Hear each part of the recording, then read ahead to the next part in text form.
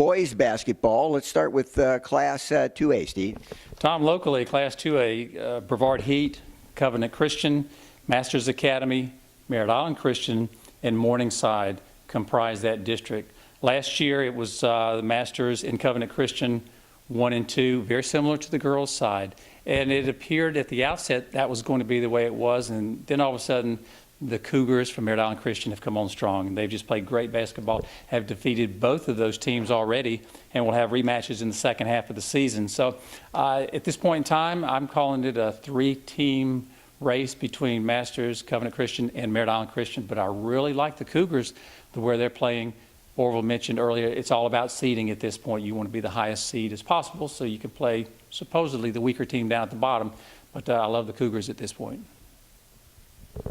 Class 3A for the boys, Tom. Same as the girls, except we're going to add 2 teams to it. One of them Jupiter Christian, and the other one St. Edward's out of Vero Beach, which gives us a 10-team district. In the area that we're really concerned about, Florida Air versus MCC, that'd be a big game coming up the first of the year. Florida Air won last time 78-28. So, you know, MCC has got a lot to prove when they play Florida Air again. Devontae Jordan, Austin Smith, Sean Mobley, Darius Allen, those guys are the big guns for Florida Air. They're putting up double figures just about every night, all 4 of them. Bench has been very strong for Coach Capurro. So you have to like what the Florida Air Falcons are doing. MCC has a district game, and that is with John Carroll. That will come up the last time MCC and John Carroll played. MCC won 66-52. MCC, we watched them play earlier in the year. J.P. Yana, Kellen Rogers, and Tashawn Bell, 3 of the guys that like to put the ball through the hoops for the Hustlers. Jumping over to Class 4A, District 8. For the last couple of years, it's been the battle of the Tigers, the Cocoa Tigers and the Holy Trinity Tigers, and that's really following suit this year as well. Cocoa Beach, Edgewood, Holy Trinity, Space Coast, and West Shore are in that district along with the War Eagles. But it's shaping up, and it has for the last couple of years. Cocoa Tigers, Coach James Rose Tigers, playing solid basketball. They lost their first game over the Christmas tournament down in Vero Beach. But looking forward to the Battle of the Tigers on January 10th when Jay Wilcox and the Cocoa Tigers travel to Holy Trinity to take on Skylar Hogan and Steve Henderson's Holy Trinity Tigers. The winner of that game is going to be the top seed. I don't think there's any question about that. They only play 1 time this year, so that is a huge game. But other than that, that's not the only 2 teams in the district. West Shore has played solid basketball. They've kind of come out of nowhere and they're starting to make some noise.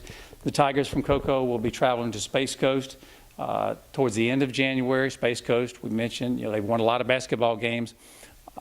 Didn't necessarily have the tougher teams at the beginning of the season, so they've lost a couple now, but I'm anxious to see how Space Coast can stack up against the Cocoa Tigers. I don't know if they're quite there yet, but I think they may give them a game for 2 quarters or 3 quarters.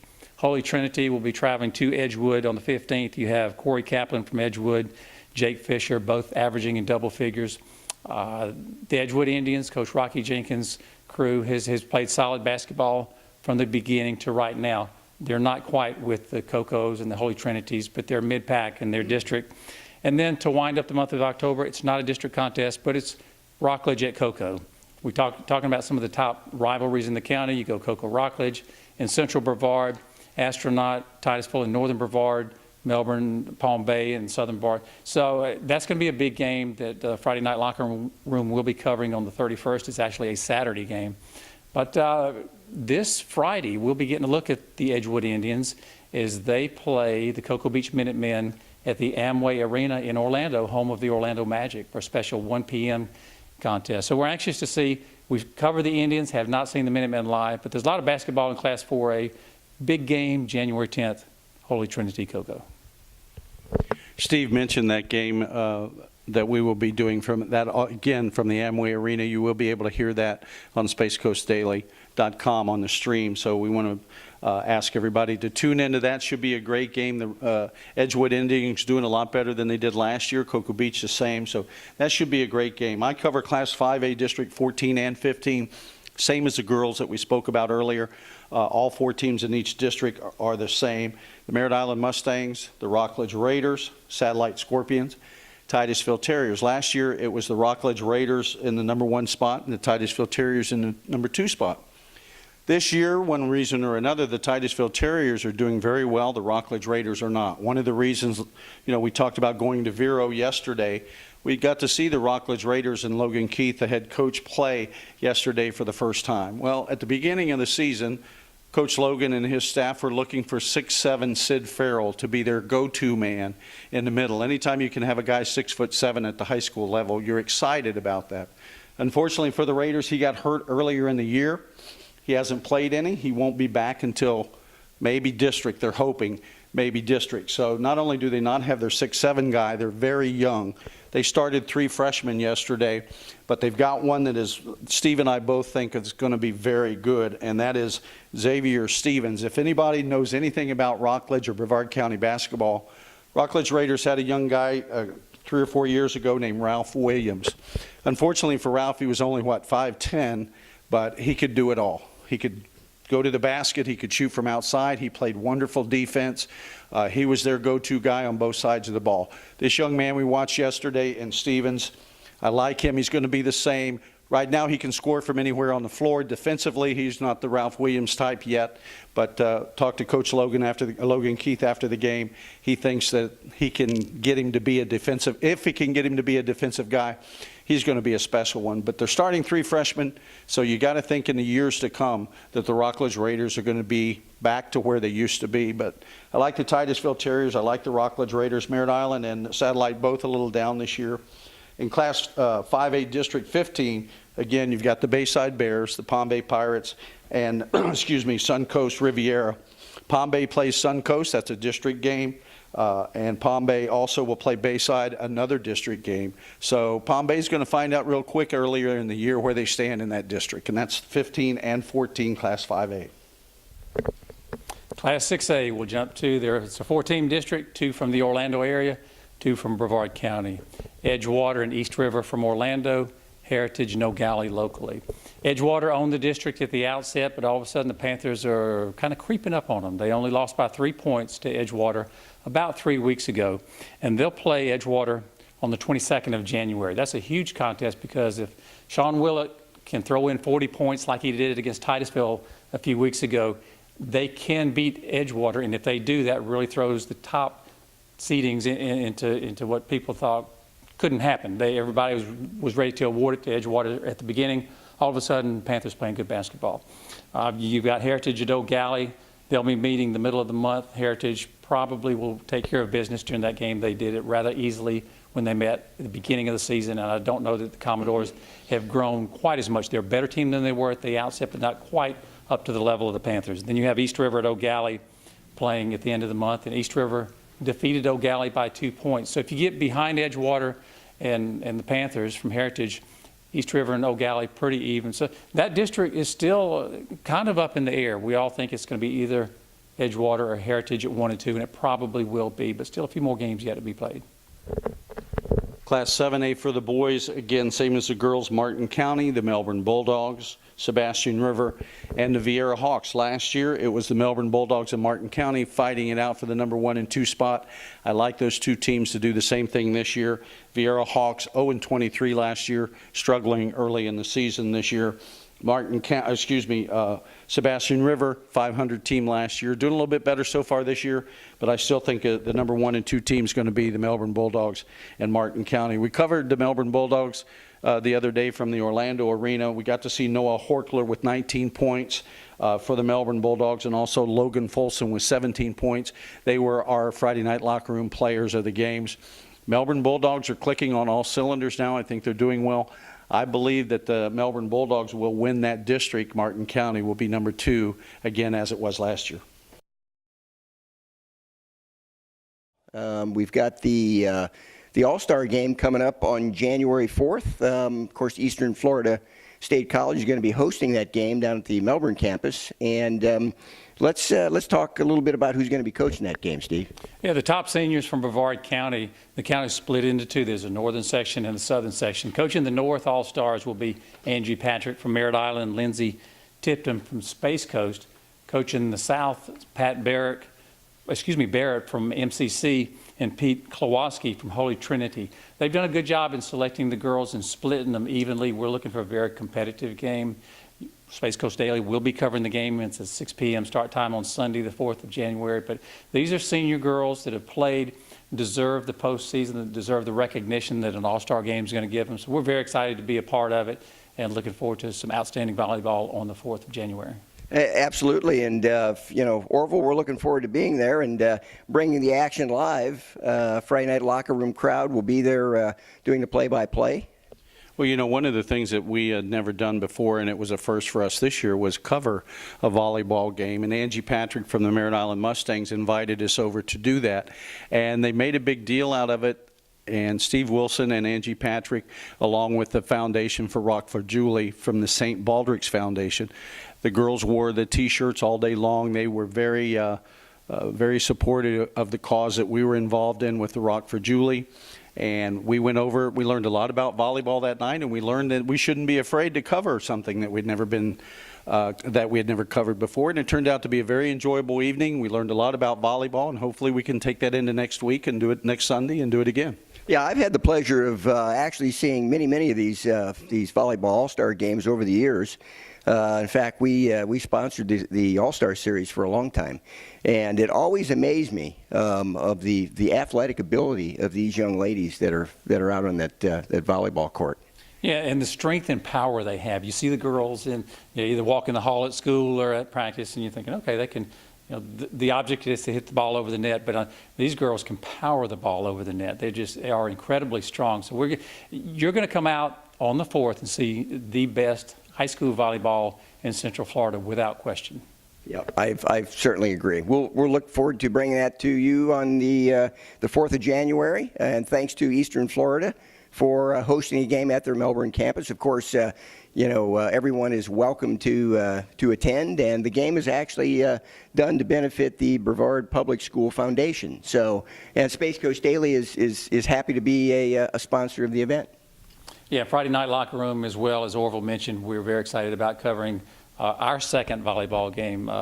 Coach Patrick took her Lady Mustangs to the state championship game this year, came up short against a very good team. But that's the quality of play you're going to see on the 4th. These girls are some of the very best in the state. Yes, indeed. All right, ladies and gentlemen, we're coming to the my favorite part of the show is when these two gentlemen square off for the top 5 boys basketball ratings. So, Steve, I'm going to start with you. I'm going to kind of get in the middle here a little bit. I was going to wear my striped referee shirt, but what's your take on the top 5? Well, we're in the middle of the holiday season. I've had a lot of time to rest and relax, reflect on the teams in Brevard County. So what you're going to hear following is the true top 5. Actually, I'm going to talk about 8 teams, but it's a top 5. Well, I really have 2 teams that are tied for 5th. So it's a top 6 plus 2. But these are the teams that are being recognized as they should be. So we might want to, after I give this, we can go ahead and shut the show down and go move on to girls. But I have, knocking on the door of the top 5, honorable mention, the Heritage Panthers, based primarily on how they've been playing the last 3 weeks. Their almost win against Edgewater out of Orlando, losing only by 3, gets them in at number 7.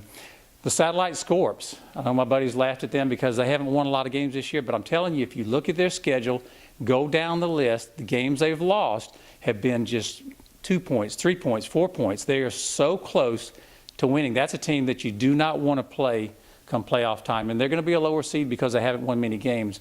But I'm telling you, it's a team you don't want to play. I have them as an honorable mention. Now, moving into the top 5, I have 2 teams tied at number 5. I have the MCC Hustlers, Rob Terry's Hustlers, and the Titusville Terriers, Coach Chris Bainbridge's Terriers. Both of those squads playing solid basketball. I think if they stepped on the court against each other 10 times, one would win 5 and the other would win 5. I think they're that evenly matched. Number 4, the Melbourne Bulldogs. We had a chance to watch them in Orlando last week against Oak Leaf out of Jacksonville. Haven't lost a basketball game since Coco defeated them a month ago. I like the way they're playing, very solid basketball team. I don't know at this point in the season that they can beat the 3 teams I'm going to call following, but I have the Coco Tigers checking in at number 3.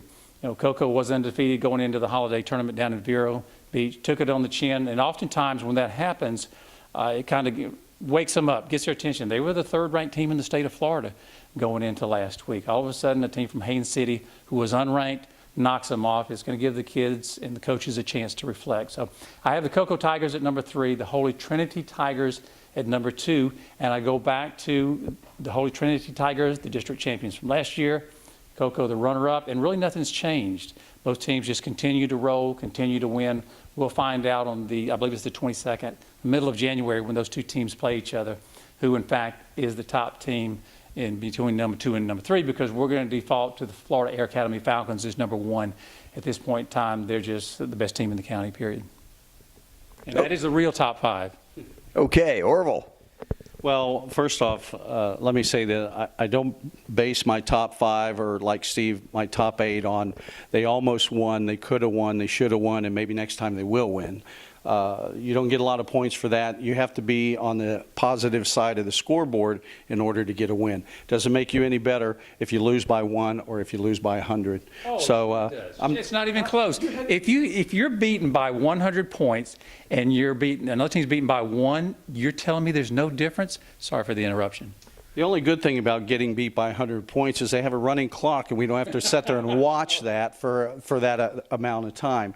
But then the other thing is I'm very proud of Steve, knowing that he knows that if you have 10 games and one team is won half of them, and that each team won 5. I'm very proud to hear that.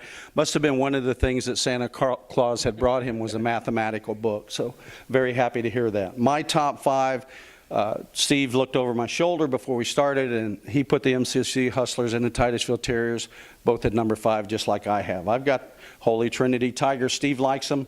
I like them too, but I like them at number 4.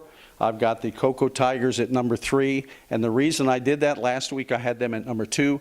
I moved them down because talking to James Rowe and a couple of the kids yesterday after the ball game, I think that that loss to Haines City was very devastating. And I think James Rowe and his staff is going to have to go back to the gymnasium and fill that tire up with air again and get them all back on the same page. So you may see them struggle a little bit coming the first of the year just for that reason. I like Mike Sullivan and the Melbourne Bulldogs. We watched them play a very good team in Orlando, very poised. They moved the ball around very well. They attacked from the outside and the inside, and anytime you have Mike Sullivan on the bench for you, you've got to like that team also. And like Steve, I will agree here, and so would everybody else from Brevard County, Florida. Air is the best boys team in basketball right now. Right. You know, that wasn't bad. I think he's forgotten that Cocoa beat Melbourne a few weeks ago. For whatever reason, he has the Bulldogs ranked higher. There's really no answer as to why, but he's doing better. You know, I'm going to give Orville some credit. He struggled a lot at the beginning of the season. I'm saying right now he's just struggling a little bit. So I see improvement, which is what I like to see throughout the course of the season. So yeah, I'm anxious to see what he comes up with next week and the following week, because at some point in time he's going to be close to accurate. Well, you know, Tom, this is the same guy that last year we used to go through the same situations. Holy Trinity and Cocoa played twice. He had Cocoa way above Holy Trinity in his top 5 or 12 or whatever. Holy Trinity beat him twice, so that tells you the merit of what you're dealing with on your right side. Well, sports fans, we're going to have to sign off on that note. We sure want to thank everybody for tuning in to our special Christmas edition. Steve, Orville, on your behalf, and of course on behalf of everybody at SpaceCoastDaily.com, we want to wish everybody a very happy New Year and safe New Year. And we are looking forward to collaborating very, very closely with these two gentlemen as we get into 2015. You know, there are a lot of things on the horizon. Friday Night Locker Room is used to broadcasting a sporting event every Friday night, but there's so much more out there that we're going to be getting into this year, partnering with Space Coast Daily. We're just as excited as could be, and we're going to hit the ground running come January 1st. I was going to say April 1st. He's going to give us a break, but January 1st, we're very excited about moving forward. Thank you, gentlemen. Thanks, Orville. Thank you very much, Tom. One thing real quick, Steve mentioned we're going to hit the ground running. In Steve's case, you have to walk before you can run, and you have to crawl before you can walk. So we will slowly but surely, we'll push him along the way, but we'll get there. But again, we want to thank you and Giles Malone for putting this thing together with the Friday Night Locker Room and Space Coast Daily. Steve and I are very excited about the things that we think can happen in 2015. Thanks, Orville. It's our pleasure. Thanks, sports fans.